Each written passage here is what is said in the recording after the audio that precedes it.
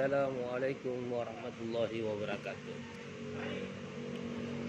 Untuk pertemuan pertama kita di semester genap ini dalam mata pelajaran pemodelan perangkat lunak atau PPL, kita akan membahas materi sistem berorientasi objek atau UML. Jadi yang pertama, kita harus mengetahui objek itu apa. Jadi objek itu adalah kombinasi antara struktur, data, dan perilaku dalam satu entitas, dan mempunyai nilai tertentu yang membedakan entitas tersebut. Pengertian berorientasi objek berarti pengorganisasian perangkat lunak sebagai kumpulan dari objek tertentu yang memiliki struktur data dan perilakunya. Konsep fundamental dalam analisis sistem berorientasi objek adalah objek itu sendiri. Lalu berikutnya mengenai karakteristik objek dan kelas objek. Setiap objek mempunyai identitas yang dapat diukur dan memiliki objek yang bertujuan untuk membedakan entitas antara satu objek dengan objek lain. Pada objek tertentu atau pada objek terdapat sifat konkret yang melekat pada identitas objek tersebut yang berfungsi untuk membedakan setiap objek walaupun nilai atributnya hampir sama atau identik.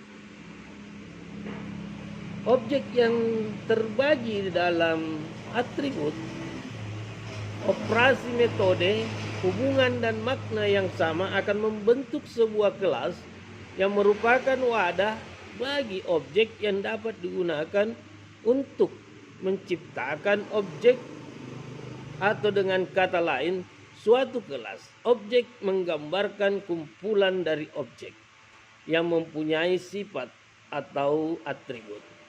Perilaku umum, operasi, relasi umum dengan objek lain, dan semantik umum. Fungsi kelas objek adalah mengumpulkan data atau atribut dan perilaku atau operasi yang mempunyai struktur data sama ke dalam satu grup.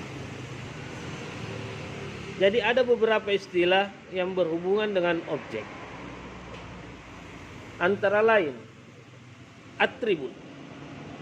Atribut menggambarkan data yang dapat memberikan informasi mengenai kelas atau objek di mana atribut tersebut berada. Kemudian ada beberapa lagi yang perlu kita ketahui, yaitu kayak seperti metode. Metode adalah subprogram yang tergabung dalam objek bersama-sama dengan atribut. Metode dipergunakan untuk pengaksesan terhadap data dalam objek tersebut, terdapat dalam objek tersebut. Sering juga disebut sebagai prosedur atau function. Kemudian message. Message merupakan cara untuk berhubungan antara satu objek dengan objek lain dengan cara mengirimkan pesan oleh suatu objek kepada objek tertentu. Lalu operasi. Jadi operasi fungsi di dalam kelas dikombinasikan ke bentuk tingkah laku kelas suatu objek. Kemudian kita akan membahas metodologi berorientasi objek. Dalam metodologi berorientasi objek, terdapat 3 cara yang sering digunakan, antara lain. Yang pertama, encapsulation. Encapsulation adalah pengkapsulan. Merupakan dasar untuk membatas ruang lingkup program terhadap data yang diproses. Data dan prosedur atau fungsi dikemas bersama-sama dalam suatu objek, sehingga prosedur atau fungsi lain dari luar tidak dapat mengaksesnya kecuali prosedur yang berada dalam objek itu sendiri. Lalu yang kedua, inheritance atau pewarisan. Jadi inheritance atau pewarisan ini adalah teknik yang menyatakan bahwa anak dari objek atau mewarisi data atau atribut dan metode dari induknya langsung. Atribut dan metode dari sebuah objek induk akan diturunkan kepada anak objek dan demikian seterusnya. Ini menandakan bahwa atribut dan operasi yang dimiliki secara bersama-sama dalam sebuah kelas objek mempunyai hubungan secara hierarki. Metode ini menggambarkan generalisasi dari sebuah kelas objek. Kemudian yang ketiga, polymorphism atau polimorfisme. Polimorfisme merupakan konsep yang menyatakan bahwa sesuatu yang sama dapat mempunyai bentuk dan perilaku berbeda. Ini berarti operasi yang sama mungkin saja mempunyai perbedaan dalam kelas yang berbeda atau bergantung kepada kelas yang menciptakan objek tersebut. Kita juga membahas mengenai pemodelan berorientasi objek. Sebuah model objek menangkap struktur statis dari sistem dengan menggambarkan objek dalam sistem. Model berorientasi objek lebih mendekati keadaan nyata dan dilengkapi dengan penyajian grafis dan sistem yang sangat bermanfaat untuk komunikasi dengan berkomunikasi dengan user dan pembuatan dokumentasi struktur dalam sistem. Dari sisi desain, pemodelan berorientasi objek menggunakan 3 macam model, antara lain model yang pertama model objek, di mana model objek menggambarkan struktur statis dari suatu objek dalam sistem dan relasinya, yang berisi diagram objek, yaitu suatu graf di mana metodenya adalah kelas yang mempunyai relasi antar kelas. Yang kedua, model dinamik. Model dinamik ini menggambarkan aspek dari sistem yang berubah setiap saat, dipergunakan untuk menyatakan aspek kontrol dari sistem yang berisi stat diagram, yaitu suatu graf di mana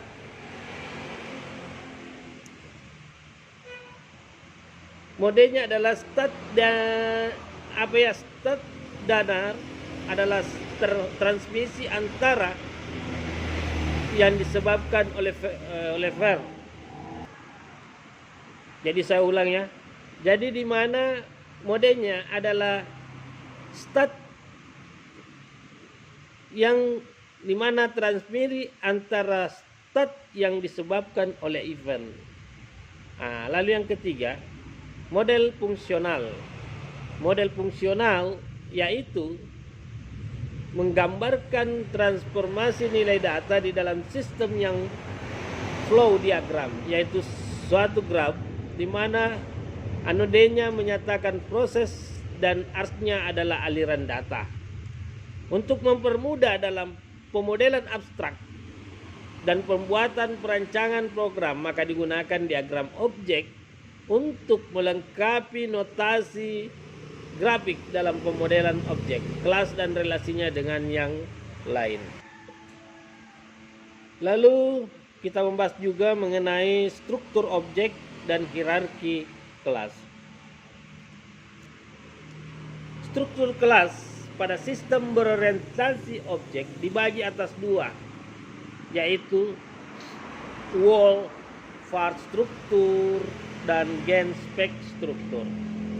Pada wall var struktur memperlihatkan hierarki dari suatu kelas sebagai komponen dari kelas lain yang disebut juga sebagai subobjek. Contohnya, kelas mobil adalah wall dan komponennya mesin, rangka dan lain-lain merupakan part 1, part 2 dan seterusnya. Sedangkan gen spec struktur memperlihatkan kelas sebagai spesifikasi dari kelas di atasnya.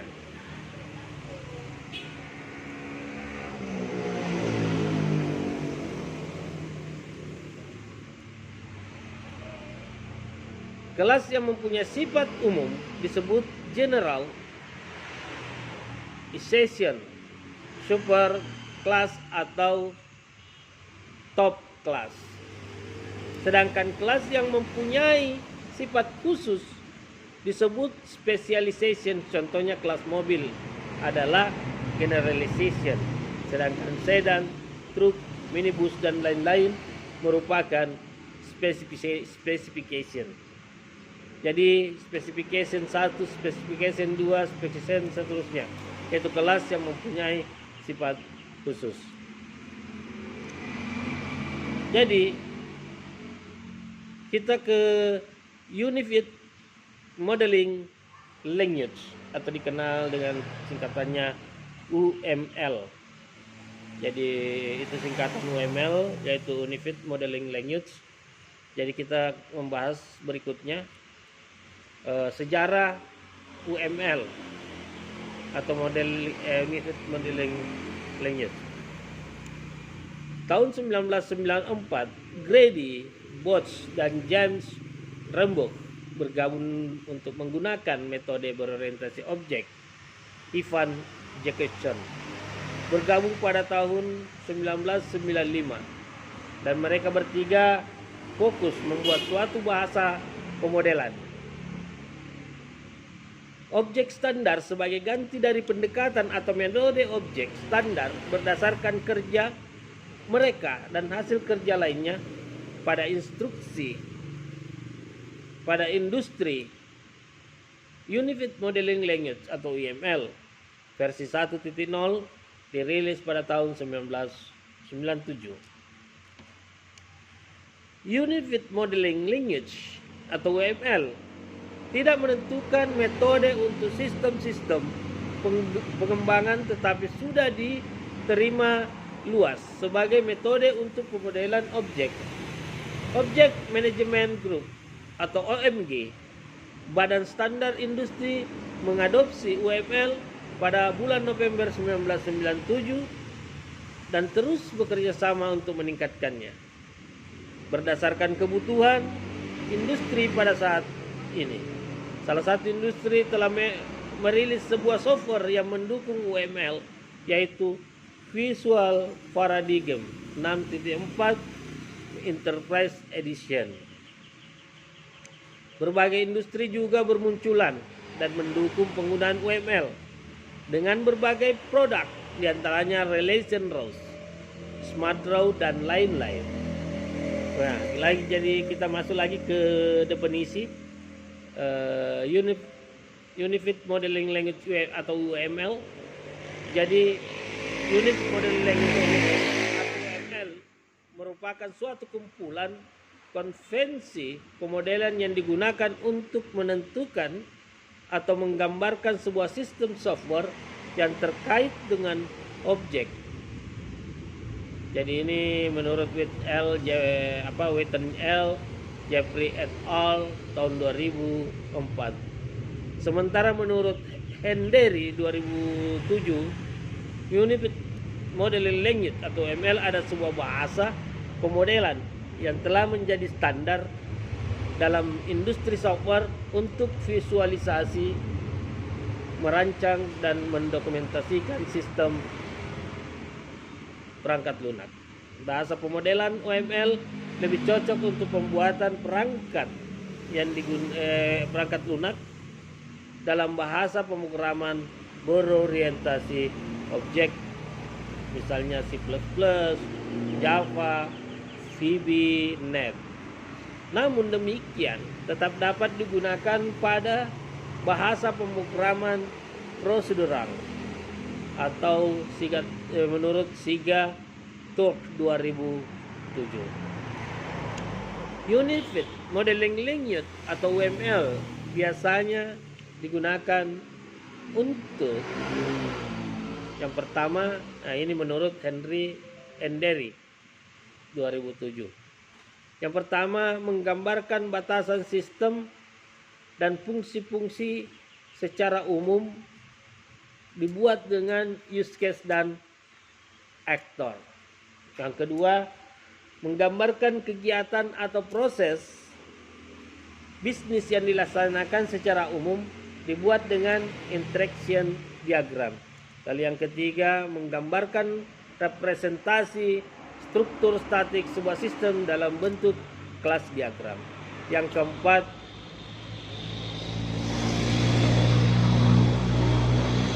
membuat model behavior yang menggambarkan kebiasaan atau sifat sebuah sistem dengan state transition diagram. Kelima, menyatakan struktur implementasi fisik menggunakan komponen dan development diagram. Keenam, menyampaikan atau memperluas fungsionality dengan straight types yang dinyatakan oleh SIGA TORC tahun 2007. WML merupakan salah satu alat bantu yang sangat handal dalam bidang pengembangan sistem berorientasi objek karena WML menyediakan pemodelan visual yang memungkinkan pengembang sistem membuat blueprint atau visinya dalam bentuk yang baku. WML berfungsi sebagai jembatan dan mengkomunikasikan beberapa aspek dalam sistem melalui sejumlah elemen grafis yang bisa dikombinasikan menjadi diagram. WML mempunyai banyak diagram yang dapat mengakomodasi berbagai sudut pandang dan suatu perangkat lunak yang akan dibangun. Diagram tersebut digunakan untuk menurut Hendry et al. 2008 halaman 71. Yang pertama, mengkomunikasikan ide. Yang kedua, melahirkan ide-ide baru dan peluang baru. Yang ketiga, menguji ide dan membuat predikasi. Keempat, memahami struktur dan relasinya. Kemudian, konsep dari pemodelan menggunakan Unified Modeling Language atau UML. Pemodelan menggunakan Unified Modeling Language merupakan metode pemodelan berorientasi objek dan berbasis visual. Karenanya pemodelan menggunakan UML merupakan pemodelan objek yang fokus pada pendefinisian struktur statis dan model sistem informasi yang dinamis daripada mendefinisikan data dan model proses yang tujuannya adalah mengembangkan transisional atau tradisional. UML menawarkan diagram yang dikelompokkan menjadi 5 perspektif berbeda, memodelkan suatu sistem seperti satu set blueprint yang digunakan untuk membangun sebuah rumah. Kita masuk ke diagram dasar dalam Unified Modeling Language atau UML. Jadi berikut adalah penjelasan mengenai berbagai diagram UML serta tujuannya. Yang pertama, model use case diagram. Use case diagram secara grafis menggambarkan interaksi antara sistem eksternal dan pengguna. Dengan kata lain, use case diagram secara grafis mendefinisikan siapa yang menggunakan sistem dan dalam cara apa pengguna atau user mengharapkan interaksi dengan sistem itu. Use case secara naratif digunakan untuk secara tekstual menggambarkan langkah-langkah dari setiap interaksi. Yang kedua, diagram struktur statis atau kita jelaskan UML menawarkan 2 diagram untuk memodelkan struktur statis sistem informasi, yaitu bagian pertama kelas diagram menggambarkan struktur objek sistem. Diagram ini merupakan kelas objek yang menyusun sistem dan juga hubungan antara kelas objek tersebut.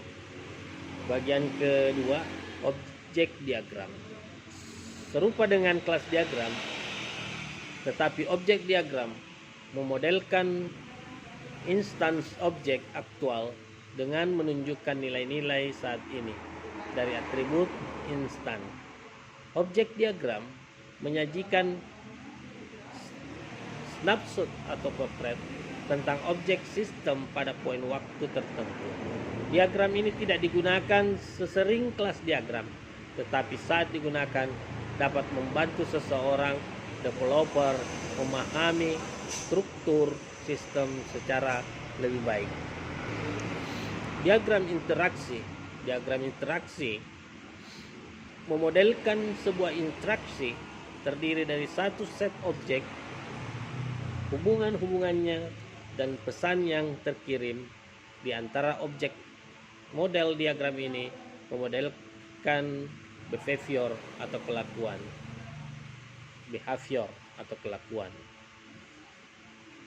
Sistem yang dinamis dan UML memiliki 2 diagram untuk tujuan ini, yaitu yang pertama diagram rangkaian atau sequence diagram. Secara grafis menggambarkan bagaimana objek berorientasi dengan satu sama lain melalui pesan pada sebuah sekuensi. Sebuah use case atau operasi diagram ini mengilustrasikan bagaimana pesan terkirim dan diterima di antara objek dalam sekuensi atau timing apa. Bagian keduanya adalah diagram kolaborasi atau collaboration diagram, serupa dengan diagram rangkaian atau sequential, tapi tidak fokus pada timing atau sekuensi pesan. Diagram ini justru menggambarkan interaksi atau kolaborasi antara objek dalam sebuah jaringan. Diagram rangkaian maupun diagram kolaborasi merupakan isomorfik, artinya kita dapat mengubah dari satu diagram ke diagram lain. Kemudian kita jelaskan mengenai diagram state atau diagram state diagram. UML memiliki sebuah diagram untuk memodelkan behavior objek khusus yang kompleks atau static chart, dan sebuah diagram untuk memodelkan behavior dari sebuah use case atau sebuah metode, yaitu bagian pertama diagram state chart digunakan untuk memodelkan behavior objek khusus yang dinamis.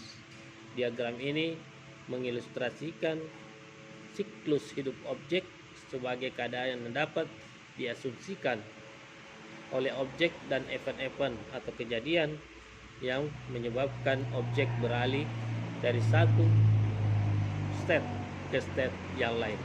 Yang kedua, diagram aktivitas atau activity diagram secara grafis digunakan untuk menggambarkan rangkaian aliran aktivitas baik proses, bisnis maupun use case.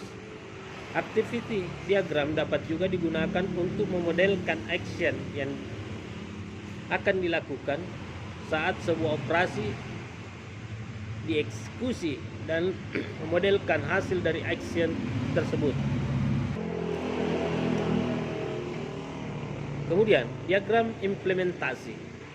Diagram implementasi juga memodelkan struktur sistem informasi, yaitu bagian pertama, diagram komponen atau komponen diagram digunakan untuk menggambarkan organisasi dan ketergantungan komponen-komponen software sistem. Komponen diagram dapat digunakan untuk menunjukkan bagaimana kode pemrograman dibagi menjadi modul-modul atau komponen. Kemudian yang kedua, diagram penguraian atau deployment digunakan untuk mendeskripsikan arsitektur fisik dalam istilah node. Untuk hardware dan software dalam sistem diagram ini menggambarkan konfigurasi komponen-komponen software atau real-time processor dan peralatan yang membentuk arsitektur sistem. Jadi mungkin hanya sampai di sini dulu materi yang Bapak berikan, jelaskan. Kita akan memberikan materi berikutnya pada hari yang lain. Jadi untuk hari ini cukup Bapak berikan tugas. Jadi silahkan menonton video ini sampai tuntas selesai. Lalu anak-anakku sekalian membuat video menjelaskan apa yang ada yang Bapak jelaskan secara ringkas, minimal 5 menit. Jadi anak-anakku sekalian silakan perhatikan baik-baik apa yang ada dalam materi ini, kemudian jelaskan secara singkat apa yang Bapak jelaskan, minimal 5 menit video, kemudian kirim ke channel kalian masing-masing. Jadi linknya tinggal dikirim ke komentar video ini. Jadi itu saja, lalu di screenshot kirim ke grup kelas masing-masing. Oke, terima kasih. Assalamualaikum warahmatullahi wabarakatuh.